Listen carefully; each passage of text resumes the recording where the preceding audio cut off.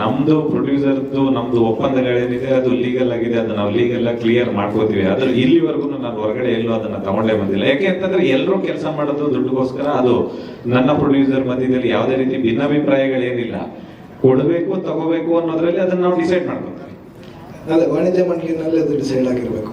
ವಾಣಿಜ್ಯ ಮಂಡಳಿ ನಾವು ಸಿನಿಮಾ ಮಾಡ್ಬೇಕಾದ್ರೆ ವಾಣಿಜ್ಯ ಮಂಡಳಿಗೆ ಹೋಗಿ ನಾವು ಒಂದು ಸಿನಿಮಾ ಮಾಡ್ತಾ ಇದೀವಿ ಅಂತ ನಾವು ಅಲ್ಲೇನು ನಮ್ಮ ಮತ್ತೆ ಉದಯ್ ಮೆಹ್ತೋರ್ ಮಧ್ಯದಲ್ಲಿ ಈ ತರದಿದೆ ಅಂತಾನು ಹೇಳ್ಕೊಂಡಿಲ್ಲ. ಶುರು ಮಾಡ್ಬೇಕಾದ್ರೂ ಅವ್ರ ಹತ್ರ ಹೋಗಿಲ್ಲ, ಇದನ್ನ ಕ್ಲಿಯರ್ ಮಾಡ್ಕೋಬೇಕಾದ್ರೂ ಹೋಗಿಲ್ಲ. ಯಾಕೆ ಅಂತಂದ್ರೆ ಅದಕ್ಕೆ ಅಂತ ನಾವು ಫಸ್ಟೇ ಒಂದು ಸಿನಿಮಾ ಮಾಡಕ್ಕಿಂತ ಮುಂಚೆನೆ ಡೈರೆಕ್ಟರ್ ಮತ್ತೆ ಪ್ರೊಡ್ಯೂಸರ್ ಮಧ್ಯದಲ್ಲಿ ಒಂದು ಒಪ್ಪಂದ ಆಗುತ್ತೆ. ಅದು ಕಾನೂನು ಪ್ರಕಾರವಾಗಿ ಆಗಿರುತ್ತೆ. ಯಾಕೆಂತಂದ್ರೆ ಇವತ್ತೆಲ್ಲ ನಡೀತಾ ಇರುವಂತದ್ದು ಒಪ್ಪಂದಗಳ ಮೇಲೆನೆ. ಯಾಕೆಂತಂದ್ರೆ ನಾಲ್ಗೆ ಮೇಲೆ ಯಾರು ನಿಲ್ಲಲ್ಲ ಅನ್ನೋದಿದೆಯಲ್ಲ. ನಾನಾದ್ರೂ ನಿಲ್ಲದೆ ಇರ್ಬೋದು,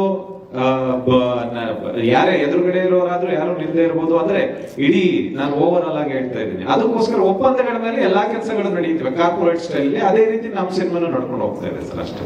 ಅವ್ರ ಮಧ್ಯೆ ನಮ್ಮ ಮಧ್ಯೆ ಯಾವುದೇ ರೀತಿ ಭಿನ್ನಾಭಿಪ್ರಾಯಗಳಿಲ್ಲ. ಅದೇ ವ್ಯವಹಾರಕ್ಕೆ ಸಂಬಂಧ ವ್ಯವಹಾರ ಅದು ಕೊಡೋದು ತಗೊಳ್ಳೋದು ನನ್ನ ಮತ್ತೆ ಅವರ ಮಧ್ಯೆ ಇರುವಂತ ಸಂಬಂಧ ಸರ್. ಅದು ಅದನ್ನ ಈಗ ಅಪ್ಪ ಅಮ್ಮನ ಈಗ ಒಂದೇ ತಾಯಿ ಮಕ್ಕಳು ಹೊಟ್ಟೆಲಿ ಹುಟ್ಟಿದಂತ ಇಬ್ರು ಮಕ್ಳೇ ಗುದ್ದಾಡ್ಕೋತಾರ ಆಸ್ತಿಗೋಸ್ಕರ ಅಂತಂದಾದ್ಮೇಲೆ ನಾವು ಒಂದ್ ಸಿನಿಮಾ ಮಾಡ್ಬೇಕಾದ್ರೆ ಸಣ್ಣ ಪುಟ್ಟ ಜಗಳ ಬಂದೇ ಬರುತ್ತೆ. ಸಣ್ಣ ಪುಟ್ಟ ಜಗಳ ಬಂದಾಗ ವಾಣಿಜ್ಯ ಮಂಡಳಿಗೆ ಹೋಗ್ಬೇಕಾದೇನಿಲ್ಲ. ವಾಣಿಜ್ಯ ಮಂಡಳಿಗೆ ನಾನು ಹೋಗಿಲ್ಲ ಸರ್. ಸರ್ ಈಗ ಅದು ಅಲ್ಲ ಆಲ್ರೆಡಿ ರಿಸಾಲ್ವ್ ಆಗಿದೆ ಆಯ್ತಾ. ಇನ್ನೊಂದು ಕ್ಲಾರಿಟಿ ಹೇಳಿ ಸರ್. ಅದು ಯಾಕೆ ಕೇಳಿದ್ದು ಅಂತ ಹೇಳ್ಬೇಡ. ಅದು ನಿಮ್ಮಿಬ್ಬರ ಮಧ್ಯದ ವಿಷಯಕ್ಕಲ್ಲ ಕೇಳ್ತಾರೆ. ಇಡೀ ಇವತ್ತಿನ ಕನ್ನಡ ಸಿನಿಮಾ ಇಂಡಸ್ಟ್ರಿಯ ದೃಷ್ಟಿಯಿಂದ ಹೇಳ್ತಾ ಇದ್ದೀವಿ.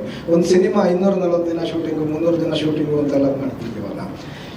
ತಮಿಳು ಸಿನಿಮಾ ಇಂಡಸ್ಟ್ರಿ ಇದು ಬಂದಾಗಲಿಕ್ಕೆ ಹೋಗೋ ದಾರಿ ಏನಿದೆ. ಇವತ್ತು ನಿನ್ನೆ ಪ್ರೆಸ್ ಕಾನ್ಫರೆನ್ಸ್ ಇತ್ತು ತಮಿಳು ಸಿನಿಮಾ ನಿರ್ಮಾಪಕರ ಸಂಘದಿಂದ. ನವೆಂಬರ್ 1 ಎಲ್ಲ ಹೀರೋಗಳು ಅವರವರ ಕೆಲಸಗಳು ಮುಗಿಸಿ ಅಂತ.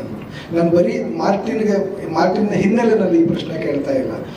ಒಬ್ಬರು ನಿರ್ದೇಶಕರು ಅದನ್ನು ಒಪ್ಕೊಂಡ್ಮೇಲೆ ಪ್ರೊಡ್ಯೂಸರು ಮತ್ತು ನಿರ್ದೇಶಕರ ಮಧ್ಯೆ ಅದೇ ಒಪ್ಪಂದಗಳು, ಹಣಕಾಸು ವ್ಯವಹಾರ ಅವರಿಬ್ಬರ ಮಧ್ಯೆ ಆದರೂ ಕೂಡ ಅದನ್ನು ಇಂಡಸ್ಟ್ರಿಯನ್ನ ಹಾಳು ಮಾಡುವ ಅಥವಾ ಇಂಡಸ್ಟ್ರಿಗೆ ಎಫೆಕ್ಟ್ ಆಗೋ ತರ ಆಗ್ಬಾರ್ದು ಅನ್ನೋ ಕಾರಣಕ್ಕೆ. ಸರ್ ಒಂದ್ ನಿಮಿಷ. ಇಂಡಸ್ಟ್ರಿನ ಹಾಳು ಮಾಡೋ ವಿಚಾರ ಅಂತ ಬಂದಾಗ ನಾನು ಆ ರೂಟಲ್ಲಿ ಇಲ್ಲ ಸರ್. ಯಾಕೆ ಅಂತಂದ್ರೆ ನಾನ್ ಬಂದ ದಿನದಿಂದನೂ ಇಂಡಸ್ಟ್ರಿಗೆ ಹೊಸಬ್ರನ್ನ ತಗೊಂಬಂದೇ ಸಿನಿಮಾ ಮಾಡಿದ್ದೀನಿ. ಸ್ಟಾರ್ಗಳನ್ನ ಇಟ್ಕೊಂಡು ನಾನು ಸಿನಿಮಾ ಮಾಡಿದ್ದು ತುಂಬಾ ಕಡಿಮೆ ಸರ್. ಒಬ್ರದ್ದು ದರ್ಶನ್ ಸರ್ ಒಬ್ರದ್ದು ಬಿಟ್ರೆ, ಐರಾವತ ಅನ್ನೋದು ಬಿಟ್ರೆ, ಅಂಬಾರಿ ಸಿನಿಮಾ ಹೊಸ ಹುಡುಗನ್ ಕರ್ಕೊಂಡ್ ಸಿನಿಮಾ ಮಾಡಿದೆ. ಅದಾದ್ಮೇಲೆ ಅದ್ದೂರಿ ಧ್ರುವಂದು ಮೊದಲನೇ ಸಿನಿಮಾ ಅವ್ರನ್ನ ಕರ್ಕೊಂಡ್ ಸಿನಿಮಾ ಮಾಡಿದೀನಿ. ಅದಾದ್ಮೇಲೆ ದರ್ಶನ್ ಸರ್ದು ಐರಾವತ, ಅದಾದ್ಮೇಲೆ ಹೇಗೆ ರಾಟೆ ಧನಂಜಯನು ಇಟ್ಕೊಂಡು ಸಿನಿಮಾ ಮಾಡಿದ್ದು. ಅದಾದ್ಮೇಲೆ ಕಿಸ್ ಅಂತ ಸಿನಿಮಾ, ವಿರಾಟ್ ಮತ್ತು ಶ್ರೀಲೀಲನ್ ಇಟ್ಕೊಂಡು ಸಿನಿಮಾ ಮಾಡಿದ್ದು. ಇದೆಲ್ಲ ಹಾಳಾಗಿರೋ ಪ್ರೊಸೆಸ್ ಅಲ್ಲ ಸರ್. ಸಿನಿಮಾ ಇಂಡಸ್ಟ್ರಿ ತುಂಬಾ ಜನ ಟೆಕ್ನಿಷಿಯನ್ಸ್ ಬಂದಿದ್ದಾರೆ, ತುಂಬಾ ಹೀರೋಗಳನ್ನ ಬಂದಿದ್ದಾರೆ, ತುಂಬಾ ಹೀರೋಯಿನ್ಗಳು ಬಂದಿದ್ದಾರೆ. ನನ್ನ ಸಿನಿಮಾದಲ್ಲಿ ಕೆಲಸ ಮಾಡಿರೋರೆಲ್ಲ ಹೊಸಬ್ರೆ ಸರ್. ನೀವು ಹಾಳು ಮಾಡ್ತಾ ಇದ್ದೀರಿ ಅಂತ ಹೇಳ್ತಾ ಇಲ್ಲ. ಇವತ್ತು ಅಲ್ಲ, ಆ ರೂಟಲ್ಲಿ ನಾನಿಲ್ಲ ಅಂತ ಹೇಳ್ತಾ ಇದ್ದೀನಿ ಸರ್. ಇವತ್ತು ಕನ್ನಡ ಸಿನಿಮಾ ಇಂಡಸ್ಟ್ರಿ ಹೋಗ್ತಾ ಇರೋದಾಗ ಅಲ್ಲೊಂದು ಇಲ್ಲೊಂದು ಸಿನಿಮಾಗಳು ಈ ತರದ ಸಿನಿಮಾಗಳಾಗತ್ತೆ.